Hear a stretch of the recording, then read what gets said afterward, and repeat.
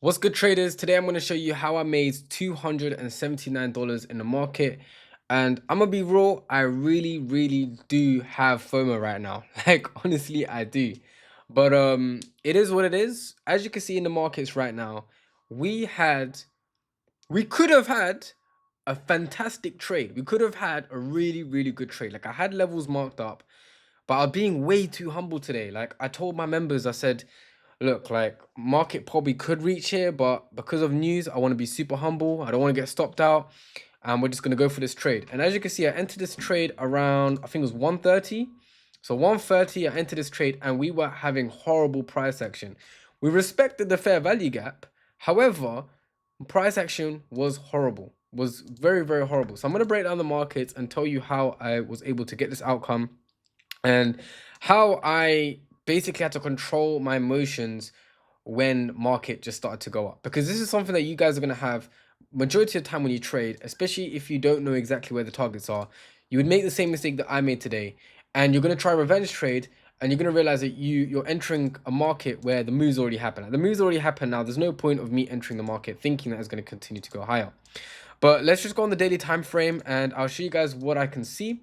So on the daily time frame, I'm gonna be honest, I did think that we're going to be bearish. I'm gonna be super real with you. I did think. However, I did see that we had this liquidity sweep, and this candlestick was kind of like a rejection candlestick. Wasn't the strongest move. I'm gonna be real with you. I can't 100% say I'm bullish, but what I can say is that we had the break. We're definitely getting some sort of retest, like some sort of retracement. I looked at the 4 hours and look at what happened on Sunday. So on Sunday, we created a huge gap, a huge gap. So the weekend, we had a huge gap and we filled this gap, right? And this gap is called the breakaway gap. We filled this gap and the market ends up continuing to go in upwards direction. Now, I wanted to take full advantage of this move, okay? I wanted to take full advantage of this move. Let me just delete this alert, because I knew that the market is 100% going up. Like, this is a clear sign. If the market wanted to go down, it would have continued to go down in this move. However, the market did not do that. We had a fill of this breakaway gap and then price pushed upwards. For me, that's like, okay, we are 100% going to the upside. And so as soon as that happened, I was like, okay, cool. Price has retraced back, easy light work. I put my sessions in. I draw up my Asian session lows, London lows, and you can see that Asian lows and London lows, London traders have swept Asian session lows. That's a very big significant move. Plus, we had a break of internal structure on the 1 hour time frame.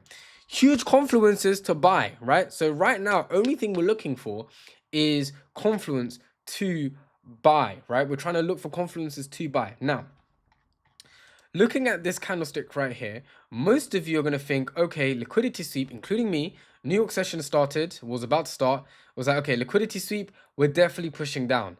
And most likely we're going to continue to go down, okay? Why? A lot of traders are going to think that because we had this big bearish push. This is probably the highest the market can go. It's like, no, we're going down, right? And that is what trapped a lot of traders. For me, based on experience, I've seen, okay, London session swept Asian highs. We're definitely not going to go down there again. Secondly, we had the break of structure. Now we're getting the retest of that break structure, which we have over here, which is Asian session highs. That gets retested and the body closed above Asian highs. Bro, how many more confluences do you need? So we scale right back into the 15 minutes. I'm looking for a liquidity sweep, right? I ended up not getting the liquidity sweep that I wanted. However, we had this candlestick reject and come right back up. I said, okay, if this is not a confluence, then I don't know, right? The next candlestick crashed right down. I was like, okay, this is definitely some crash out. Like, we don't know. I don't know what's happening. But then the next candlestick was bullish and we basically almost tapped these highs. I was like, okay, this is something. We're getting something now. We're getting something.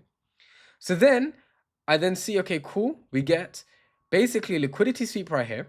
Okay, not the best, but we get this liquidity sweep right here. Liquidity sweep. And I'm waiting for this break of structure. Okay, I'm waiting for this break of structure. We end up getting, I think, is this candlestick break of structure. So if I go into the 1 minute, we end up getting, so we've got the liquidity sweep, we end up getting the break of structure. Okay, so then I see, okay, price is coming down.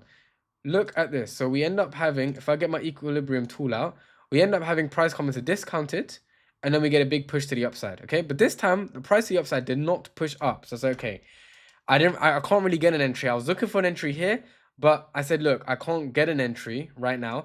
I'm gonna wait for that push to the upside. Okay, we end up getting the push to the upside, get a little retracement, and I was like, okay, cool, I'm gonna enter this trade. The reason why I entered a little bit too early, I kind of regret entering a bit too early, but the reason why I entered too early, or a reason why I entered early, is because we handed this candlestick. I entered right off this candlestick. So push up, we had a little fair value gap. I was like, cool, tap in, and then we're gonna continue to the upside. Okay. I ended up, again, early trade, but doesn't matter because the stop loss is what matters. I ended up holding this trade and seeing it basically go in and out of profit. I saw the market go up, see the market go down. Horrible, horrible, horrible. And then we ended up, we were on live with the members. The members were looking at this trade. We literally saw the trade almost hit stop loss. Price ends up rejecting.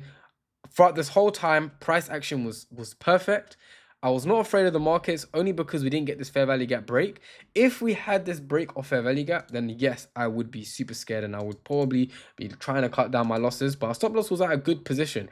Now, stop loss could have been down here, could have been comfortable. However, I had to keep my stop loss tight to keep that 1 to 5 R. When I saw the trade down here, it was like less, it was a negative R. I don't want to take that trade, honestly. But looking at this market, honestly, I would have taken the exact same trade over here. I would have ended up taking the exact same trade. So even if I didn't enter here, I would have entered out of this bullish push, retest right back into this fair value gap. We would have got the same move, okay? Thing is with this trade, okay, and this is the mistake that I made. I was trying to be super humble, and I said to myself that, look, the market isn't going to go that high because we got news. Yes, we had news at 3 p.m.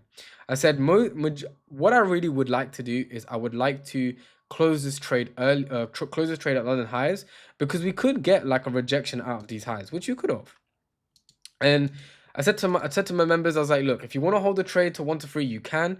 If you don't, do what I do, because I would like to be out of this trade before news, okay? And I'm gonna be honest, I had a TP set, okay? Wasn't able to put my stop loss at a break even because this kind of stick right here was super strong. It straight away hit my stop loss, my take profit. But I think if I had a little bit more time, I would have, maybe I might have moved some of my take profits to 1 to 3 just due to the momentum, just due to how this momentum is. I ended up not doing that, so I can't say shoulda, woulda, couldas, but still overall good trade. I'm still grateful for this trade. I'm still happy that we placed this trade. And honestly, I'm happy that the first trade of the month, we are profitable, right? We're starting off strong. Honestly, would have loved the trade at least up to Asian session highs, which was the previous day. That would have given us a 1 to 4 R. I think even if we did move our stop loss to break even, we would have had a fantastic trade. We would have never hit stop loss. But I think I'm fully grateful of the trade that we've taken. Is better than hitting a loss.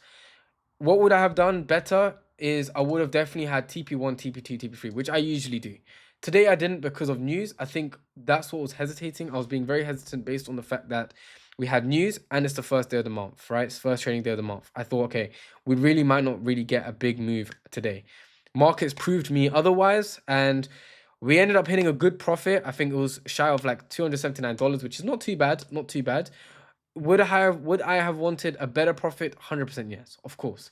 If I ended up holding this trade, probably would have hit $1,000 and probably would have been my best trading day of the year so far. But it's fine. It is what it is. We're going to continue crashing the markets. If you would like to be part of the community, make sure you click the link in the description below. If you are a hesitant trader or you're not successful, make sure you click the link in the description below. If you have just seen this trade and you want to see more trades like this, you want to see me help you in your journey, if you would like to be profitable and you want me to help you in your journey, make sure you like and subscribe. That's all I ask for you guys. Like and subscribe and turn that bell notification on so you don't miss out on all the information that I give you when it comes to the markets.